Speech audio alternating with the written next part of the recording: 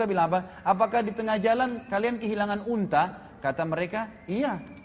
Kami kehilangan unta dan kami dengar. Terus orang-orang Quraisy bilang di Mekah, lalu apa yang kalian lakukan? Mereka bilang, kami dengar suara dan kami tidak tahu dari mana, mengatakan unta kalian di lembah fulan. Kami ke sana kami temukan. Lalu yang terjadi ikhwah, orang-orang kafilah mengatakan kepada orang Mekah apa? Ya, mereka bilang, dari mana kalian tahu? Kalau zaman sekarang orang bisa ngirim di WhatsApp, bisa di SMS, bisa di ngirim foto. Ini kalau zaman dulu nggak mungkin, kecuali orang lihat, gitu kan? Nggak mungkin. Mereka bilang, dari mana kalian tahu? Kata mereka, dari Muhammad. Dari Muhammad. Berarti menandakan Isra Mi'raj itu benar, ikhwas sekalian. Dan sampai sini, mudah-mudahan nanti sebentar saya masih minta waktu untuk melanjutkan setelah sholat duhur. Subhanakallahumma bihamdika asyhadu an la ilaha illa anta astaghfiruka wa atubu ilaik. Wassalamualaikum warahmatullahi wabarakatuh. Allah wabarakatuh. Alhamdulillah, wassalatu wassalamu ala rasulillah. Segala puji bagi Allah subhanahu wa ta'ala, juga salawat dan taslim besar Muhammad sallallahu alaihi wasallam. Melanjutkan bahasan Abu Bakar radhiyallahu anhu, dan kita masuk ke subjudul yang lain, masalah peran Abu Bakar di malam hijrah Nabi sallallahu alaihi wasallam. Di Nabi sallallahu alaihi wasallam diperintahkan oleh Allah subhanahu wa ta'ala membolehkan para sahabat hijrah ke Madinah pada saat itu.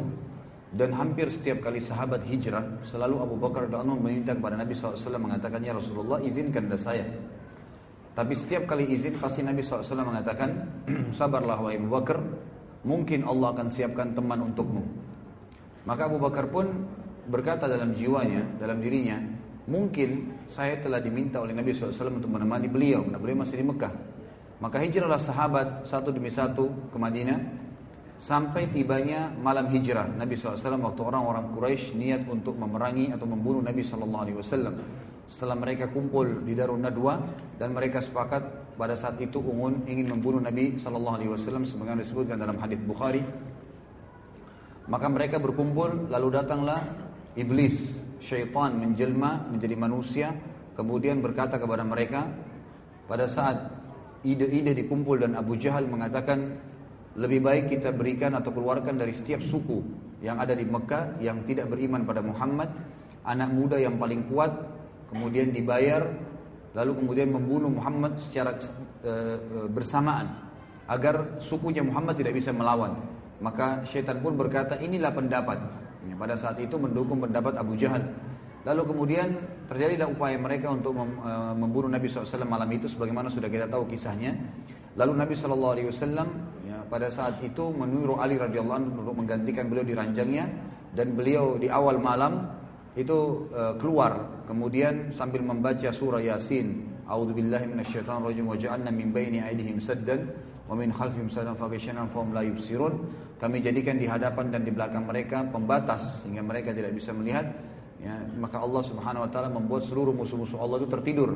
Lalu Abu Bakar ke rumah Lalu Nabi SAW ke rumah Abu Bakar, dan Aisyah menceritakan dalam hadis Bukhari bahwasanya Nabi SAW datang di waktu di rumah kami yang tidak biasa beliau datang, maksudnya di awal malam tadi. Kemudian berkata kepada Abu Bakar, wahai Abu Bakar, keluarkanlah semua orang yang ada di sini. Waktu itu kebetulan kata Aisyah, aku sedang berada di situ bersama dengan Asma, dua-dua ya saudara perempuan nih, tapi lain ibu, sebagaimana sudah saya jelaskan tadi di awal. Kemudian Abu Bakar mengatakan, ya Rasulullah, mereka anak-anak saya, tidak ada masalah. Lalu kata Nabi SAW, hai Abu Bakar, terimalah berita gembira, aku telah diizinkan oleh Tuhanku untuk berhijrah. Maka Abu Bakar pun spontan langsung berkata, ya Rasulullah, apakah boleh saya menemani anda? Maka kata Nabi SAW, iya, Allah telah memilihmu untuk menemaniku. Dan kata para ulama, ini adalah pengkhususan Abu Bakar radhiyallahu anhu. Pada saat itu Allah bisa menyiapkan banyak orang yang mendampingi Nabi SAW. Waktu itu Umar bin Khattab sudah masuk Islam, Hamzah sudah masuk Islam, sahabat-sahabat yang dikenal sangat kuat secara fisik. Tapi Allah Subhanahu wa taala memilih Abu Bakar, dan hanya satu orang.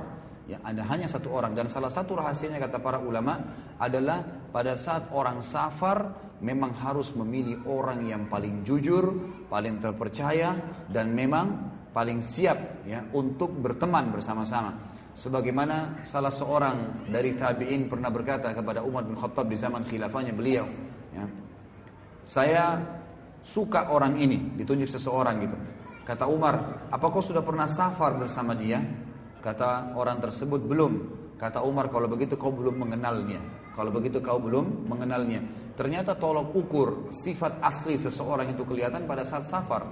Ya, safar itu nanti dibutuhkan pengorbanan harta, pengorbanan waktu, mengalah dari teman, mungkin ada hal-hal yang berbahaya, maka dia berkorban untuk teman-temannya. Itu semua ada hal-hal yang berhubungan dengan safar dan tidak gampang. Biasanya ada orang pada saat hadir, lawan daripada safar ya, itu mereka baik-baik saja, tapi pada saat safar kelihatan sering emosional, tidak mau membayar makanan.